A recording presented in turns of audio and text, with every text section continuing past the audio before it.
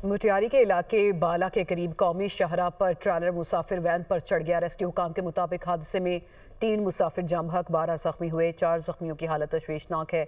शदीद जख्मियों को civil hospital Hyderabad refer कर दिया गया। हादसे के बाइस कौमी शाहराह पर आमदरफ्त मुअत्तल हुई।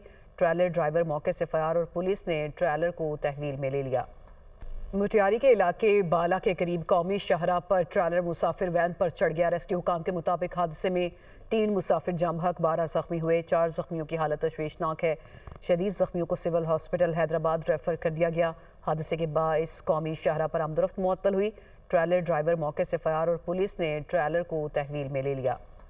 मुटियारी के इलाके बाला के करीब कौमी शाहराह पर ट्रेलर मुसाफिर वैन पर चढ़ गया। रेस्क्यू हुकाम के मुताबिक हादसे में 3 मुसाफिर जम हक 12 जख्मी हुए। 4 जख्मियों की हालत तशवीशनाक है। शदीद जख्मियों को सिविल हॉस्पिटल हैदराबाद रेफर कर दिया गया। हादसे के बाइस कौमी शाहराह पर आमदरफ्त मुअत्तल हुई। ट्रेलर ड्राइवर मौके से फरार और पुलिस ने ट्रेलर को तहवील में ले लिया।